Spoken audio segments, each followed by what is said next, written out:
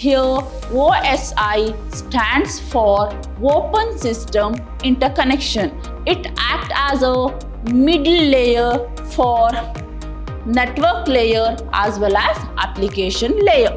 The job of the physical layer is to establish the physical connection between devices. Network layer is to identify the shortest path among n number of paths.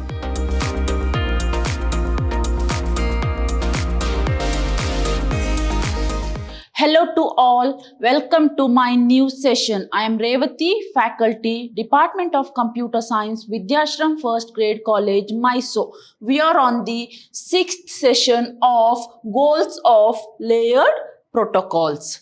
Moving forward, in today's session, we are going to discuss Introduction to OSI Reference Model. So, in today's session, we are going to deal with 7 different layers of OSI reference model. Dear students, in last class, we discussed what is parity, then we discussed what is checksum, then we discussed what is CRC, and we have taken some example problems. But in today's class, I'm going to deal with Introduction to OSI. So, in today's session, I'm going to deal with different layers of OSI. Moving forward, we are going to study Introduction to OSI. So, what is OSI? Here, OSI stands for Open Systems Interconnection. I repeat, here OSI stands for Open System Interconnection, and it has been developed by ISO. So what is ISO? That is International Organization of Standardization in the year 1984. So here OSI is nothing but a open system interconnection. It is mainly developed for computer network, that means network communication. So it provides 7 different layers. So here it has a 7-layer architecture. I repeat. So here OSI model consists of 7 different layers, and each different layer is responsible for performing different kinds of activity or different kinds of functionality. So all these 7 layers works together, that means works collaboratively to transmit the data from one person to another across the globe. So here all 7 devices works together to transmit the data from one person or one device to another device across to the globe. Moving forward, we are going to get 7 different layers of OSI. So in the figure gives the complete information about the layers. So at the beginning, we are going to get application layer. Then we are going to get presentation layer. In third, we are going to get session layer. In the 4th place, we are going to get transport layer. In the 5th place, we are going to get network layer. In the 6th place, we are going to get data link layer, and in the 7th place, we are going to get physical layer. So then how it is going to represent? So the topmost layer is application layer, and the number is 7. Then it is 6, 5, 4, 3, 2, 1. So this physical layer is the lowest layer. I repeat, this physical layer is the lowest layer of OSI reference model, whereas this application layer is the topmost layer of OSI reference model. Further, So these three layers are considered as software layers. That means the application layer, presentation layer, and session layers are treated as software layer, whereas the last three layers, that is network layer, data link layer, and physical layers, are considered as hardware layer or bottom layer. And the middle layer, that is transportation layer, is called heart of OSI reference model. That means all the functionality, most of the functionalities are carried out by transportation layer. It acts as a middle layer for network layer as well as application layer. Dear students, this OSI reference model includes 7 different layers, and it is very difficult to remember all these layers in order. That means it is very difficult to remember these layers names in order. So I will give one small trick. So just remember this sentence. I'll repeat. A.P. Savita transferred to new department of polymer science. I repeat, A.P. Savita transferred to new department of polymer science. So here A stands for application layer, P stands for presentation layer, and Savita in that first letter, S stands for session layer. Transferred, that means in the first letter T stands for transport layer.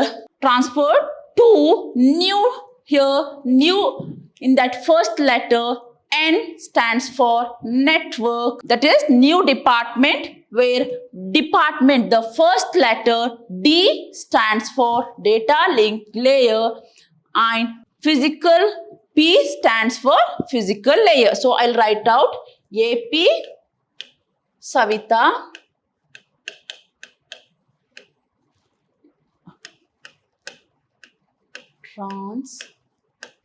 transferred to new department polymer science. So this is the sentence. I repeat, A.P. Savita transferred to new department of polymer science.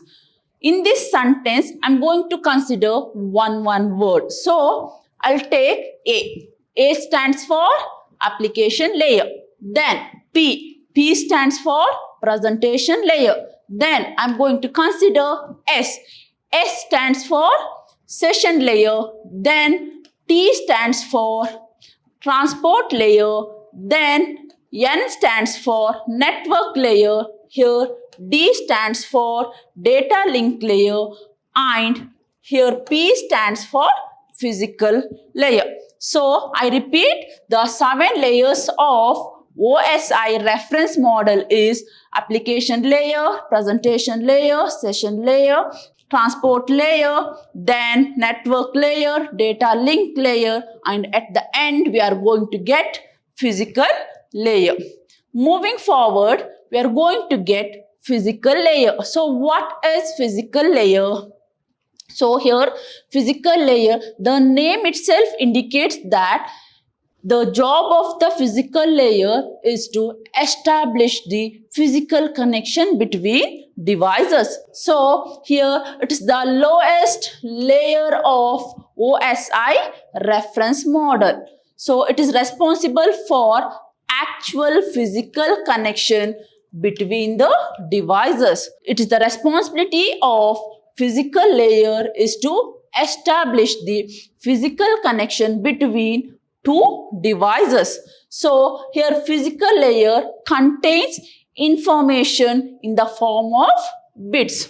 I repeat, a physical layer contains the information which is in the form of bits, and it is also responsible for transmitting individual bit from one node to next node. So the next responsibility of physical layer is to transmit the individual bits from one node to next node. So here node is nothing but a computer or it may be a device.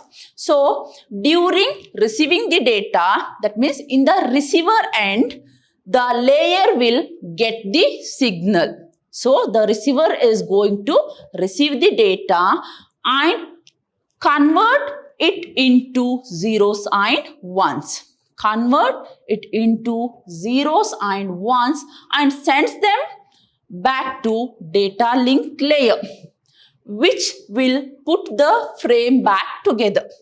So the job of the physical layer at the receiving side is to receive the data and convert the received data into zeros and ones and send that data back to the data link layer. So what are the functionalities of physical layer? The functionalities of physical layers are that first one, bit synchronization. What is bit synchronization? In data link layer, the first functionality, it is bit synchronization. So here bit synchronization is achieved by providing clock pulse. I repeat, the bit synchronization is achieved by providing clock pulse. So when we provide clock pulse between each device, then there is a synchronization between sender and receiver. When we provide clock pulse between data bits, then there is a synchronization between two devices. Then what is bit control? What is bit control? So here the name itself indicates that how much data bits can able to transmit within a particular time. So it is measured in terms of bits per second. That means how many bits it's possible to transfer from sender to receiver, that is measured in terms of bits per second. So that is nothing but a bit rate control. Then physical topology. So here the name itself indicates that it gives the physical connection between two devices, where this physical topology is nothing but how the computer connected in the network looks like. I repeat, it defines how the systems are connected in the network. So the physical topologies may be a mesh topology, ring or bus or hybrid topology. Then what about transmission mode? How the data is transmitted from sender to receiver. So it may be simplex, half duplex or full duplex. But most commonly used transmission modes are half duplex and full duplex. So the layer name itself indicates that it is a physical device. That means how the connections are established between two devices. So some of the physical devices used in these physical layers are hub, repeater, modem, cables. These are the some of the devices used in the physical layer. So I repeat, hub, repeater, modem, cables. These are the some of the devices most commonly used in physical layer. Moving forward, we are going to get another type of layer, that is data link layer. So this is the second layer of OSI reference model. So the data link layer is responsible for the node to node delivery of message. I repeat. So here data link layer is responsible for node to node data delivery. That means the data must be delivered between two nodes. So the main functions of data link layer is to make sure data transfer is error free. The main functionality of data link layer is that it's going to concentrate only about how the data is transferred in error free. So mainly going to concentrate how to control the errors. If there is any error, then how to overcome the error. So the data link layer's main responsibility is to make sure that the transfer is error free from one node to another over physical layer. The another responsibility of data link layer is that when the packet arrives from, I repeat, when the packet arrives in a network, it is the responsibility of data link layer to transmit it to the host using its MAC address. Dear student, remember that each packet must contain sender address as well as receiver address. So when the packet arrives in the network, it is the responsibility of data link layer to transmit the packet to the host. That means transmit the packet to particular destination or particular receiver by using its MAC address. Then the packet arrived from network layer is further divided into frames. I repeat, whatever the data it is received in the data link layer, that is further subdivided into frames based on their network interface card. I repeat, the packet arrived from network layer is further divided into frames depending on the frame size of network interface card. So here the network interface card is nothing but a adapter. So the data link layer also encapsulates sender and receiver MAC address in the header. I repeat, in data link layer, whatever the packet is going to receive, it is going to rearrange or further it is going to divide the packet or frames into different frames based on the frame size of network interface card. At the same time, its responsibility to add sender and receiver MAC address in the header. I repeat, it's also the responsibility of data link layer to add sender and receiver MAC address in the header. Moving forward, we are going to get the functionalities of data link layer. What is the first functionality? Here it is framing. So here data link layer provides the way for the sender to transmit the bit, and that transmitted bit or whatever the transmission bit format they are going to follow, that must be understood by the receiver. The next one, physical addressing.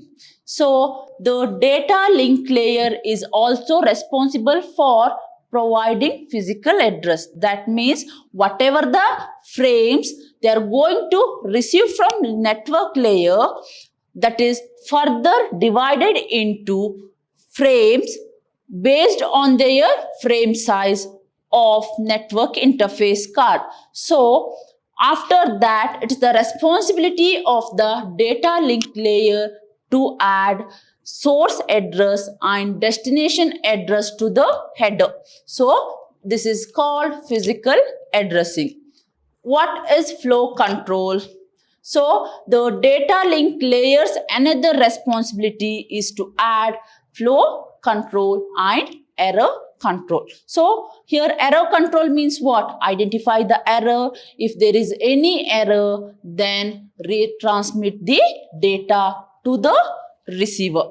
Then flow control, that means control the flow of data. It may be a synchronous flow control or it may be a asynchronous flow control. Then access control. What is access control? This is also the responsibility of data link layer. So we know that a single transmission media is shared between multiple devices.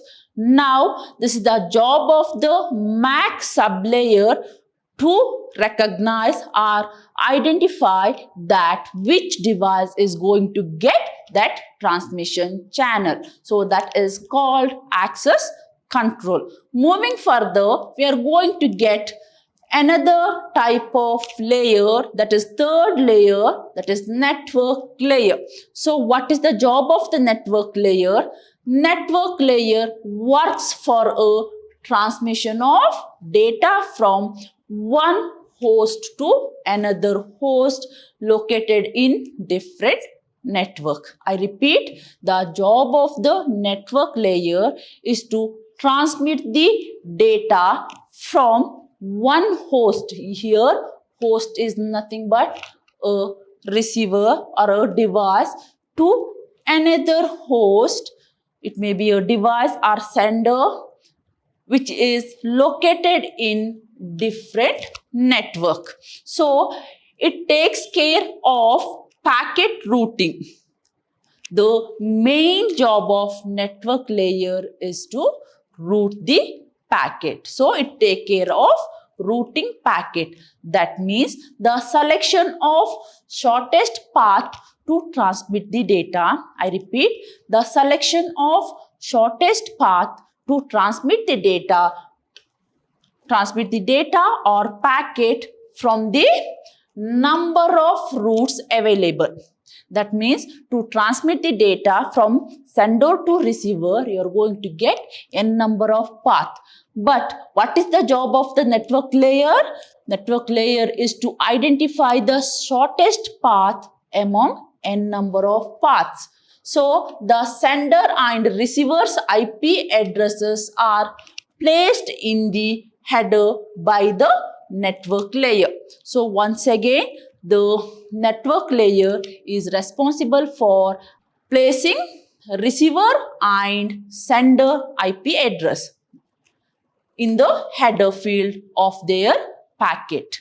Then the functionality of network layers are routing. So what is routing? Once again, it is the technique or way used to forward the packet from one end to another. So in the routing, the shortest path is used. Among n number of paths, here we are going to consider only the shortest path to reach the destination. The next functionality of network layer is logical address. So this is the job of the network layer to add sender IP address as well as receiver IP address in their packet. So that is itself called logical addressing. Moving further, we are going to get transport layer. So this is also called heart of OSI reference model. So what is the job of transport layer here? So here transport layer provides service to application layer and it takes service from network layer. I repeat, the transport layer is going to provide the service to application layer and it is going to take the service from network layer. So here the data is represented in the form of segments. So whatever the data packet you have, that is referred as segment. So in transportation, whatever the data or information you have, that is considered as segment. Then it is the responsibility of the end-to-end delivery of complete message. So here transport layer provides the end-to-end delivery of the message. So the transport layer is also provides the acknowledgement of the successful data. So the transport layer responsibility is to provide the acknowledgement of the data. So the sender is responsible for sending the data to the receiver.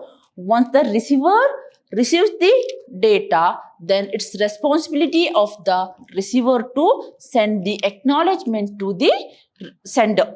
So the job of the transport layer is to provide the acknowledgement to the successful data transmission and retransmit the data if an error found. That means if there is any errors in the transmitted data, then it's the responsibility of the transport layer is to retransmit the data. Moving further, we are going to get the functionalities of transport layer. So what is the functionalities of transport layer? It is segmentation and reassembly. So this layer accepts message from the session layer. I repeat, here the transport layer accepts message from the session layer and it breaks or it divides the messages into number of small pieces. I repeat, it is the responsibility of the transport layer is to divide the messages into number of units or number of small block. That small block itself called segment. I repeat, in transport layer, the number of block or small unit of data is called segment. Then at the receiving end, it is the responsibility of the transport layer which is present in their receiving machine is to reassemble the data. Then it provides service point addressing. That means in order to deliver the message to the correct process, that means in order to deliver the message to the correct host, the transport layer includes header. So along with the data segments, the transport layer is going to include header. So header includes the type of address called service point address, or it's also called port address. So the transport layer is responsible for including port address in the message. Then we are going to get the different types of services provided by the transport layer. So the transport layer provides two types of service, in that connection oriented service and connectionless service. I repeat, the transport layer provides two different types of service, in that first one connection oriented service and second one connectionless service. So what is connection oriented service? The name itself indicates that there is a connection. Consider the example that the sender sends the data to the receiver and it's going to wait for the acknowledgement. So the receiver, once the receiver receives the message or packet, now the receiver is going to send the acknowledgement back to the sender. Once the sender receives the acknowledgement, then sender is going to know that the receiver is going to wait for another packet. So this is the technique comes under connection oriented service. So it is mainly based on acknowledgement. So it includes 3 phases. One is connection establishment, then the second one data transfer, and the last one termination or disconnection. So during the connection establishment, the sender is going to send the data, and the data transfer, the receiver is going to send the acknowledgement to the sender, and at the end, the termination or disconnection of the service. Then in the connectionless service, it uses only one phase, that is nothing but data transfer. So in connectionless, it uses only one phase, that is called data transfer. In this type of transmission, the receiver does not acknowledgement. I repeat, in this type of transmission, the receiver does not acknowledge recipient of the packet. So in the connectionless service, it is mainly concerned about the data transfer, but it is not going to bother about acknowledgement. So here the receiver is not responsible for sending the acknowledgement to the sender. Moving forward, we are going to get session layer. So the name itself indicates that, so it is responsible for establishment of the connection, maintenance of session. So the name itself indicates that it is responsible for establishment of connection and maintenance of session, authentication, and also ensures security. So the main functions of session layers are session establishment, then maintenance of the session, and termination of the session.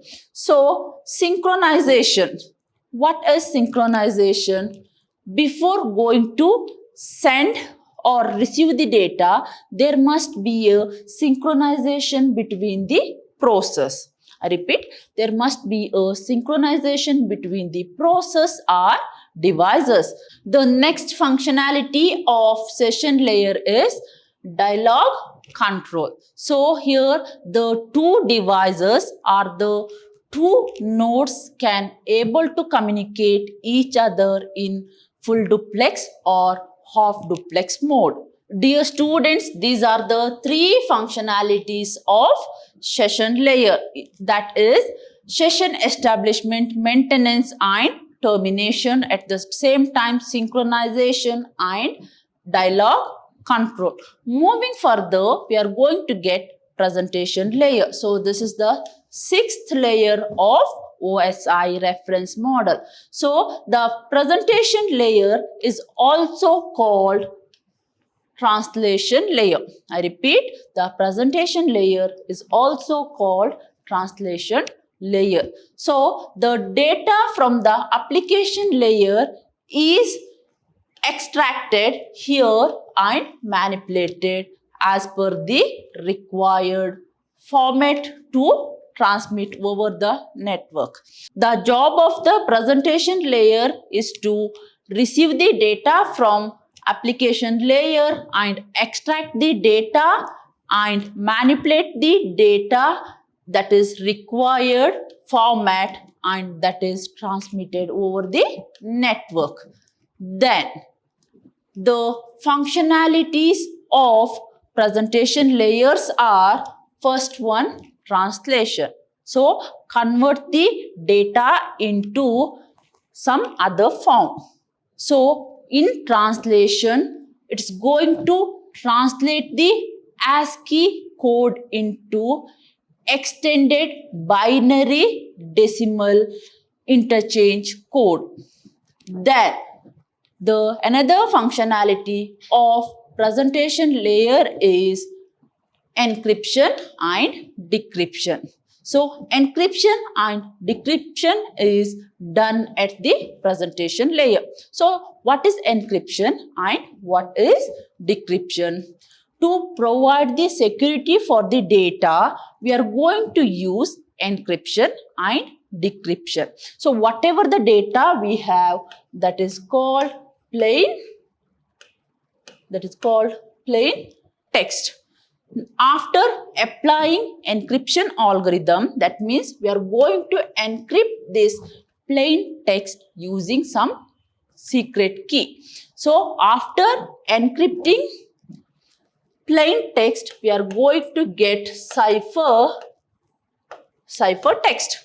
I repeat, initially we have original data. To provide the security for data, we are going to use encryption technique. So encryption is done based on some secret key. It may be a private key or it may be a public key. So once we apply encryption, after that, what's the output? That is cipher text. In the receiver end, we have decryption. So what is the input? That is in the form of ciphertext, and we are going to get the key. Now we are going to decrypt the ciphertext. Once we decrypt the ciphertext, then we are going to get the actual data. So the encryption and decryptions are the job of presentation layer. The next functionality of presentation layer is compression. So compress the data bit. So these are the some of the functionalities of presentation layer. So what is the first functionality?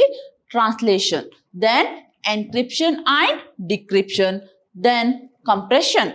Moving further, we are going to get application layer. So this is the topmost layer and it is 7th layer of OSI reference model.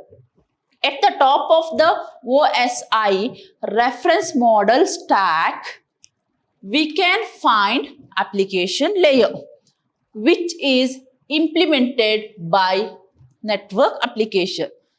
Dear student, just remember that the application layers are implemented based on the network application. So these application produces the data which has to be transferred over the network. Whatever the data which is produced in the network layer, that is transferred over the network.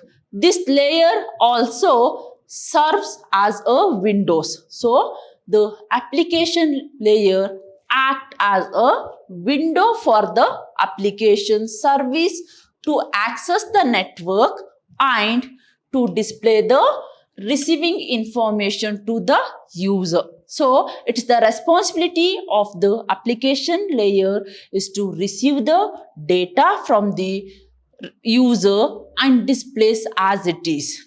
That means, so the some of the applications of application layers are web browser, Skype. These are the few services comes under application layer. So the application layer responsibility is to receive the data from the user and displays the result or information to the user. So here application layer act or serve as a window for the application service to access the network and display the content which is received from the user. So these are the some of the features of application layer. Moving further, we are going to get the functionalities of application layer. What are the functionalities of application layer? One is network, virtual terminal, another one file transfer, access and management, mail service and directory services. These are the some of the functionalities of application layer. Moving further, this table gives the complete information about 7 layers of OSI reference model. So In the first column, we are going to get the layer number. In the next column, we are going to get the layer name, and in the next column, we are going to get description. So at the beginning, first, that means topmost layer of OSI reference model is application layer. So it consists of standard communication service and applications that everyone can use. I repeat, it consists of standard communication services and applications that everyone most commonly is going to use. So some of the examples and most commonly used standard application service and communication services are web browser, Skype, FTP, etc. Then moving on to the next layer, it is presentation layer. So what is the job of the presentation layer? It ensures that the information is delivered to the receiving machine in a form that machine can able to understand. So the responsibility of the presentation layer is to ensure that the delivered message must be in the form of receiving machine understandable form. Then session layer. It is responsible for managing connections and termination between cooperating computers. So the responsibility of the session layer is to establish the sessions. So that means establish the sessions between computer, terminate the sessions between computer. Then transport layer. The responsibility of transport layer is to manage the transfer of data. So the transfer of data is carried out in transport layer. So it also ensures that the received data are identical to the transmitted data. It is the responsibility of the transport layer to ensure that whatever the data it is received, that is identical, that is similar to the, that is exact data what it is sent. Then network layer. The responsibility of network layer is to manage data addressing and delivery between network. So the responsibility of network layer is to manage data addressing. Then deliver the data between network is carried out in network layer. Then data link layer. It handles the transfer of data across the network media. Here data link layer is responsible for handling the data across the network connection. Then physical layer. So defines the characteristics of the network hardware. I repeat, the job of the physical layer is to define the characteristics of network hardware. It is also responsible for establishing the physical connection between the devices. Dear students, this table gives the overall information about 7 layers of OSI reference model. Moving further, in the next class, I am going to discuss TCP bar IP.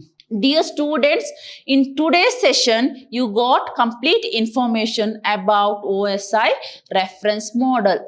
I hope you enjoyed today's session. Thank you for watching my session. Let's meet in the next session. Until then, take care. Thank you.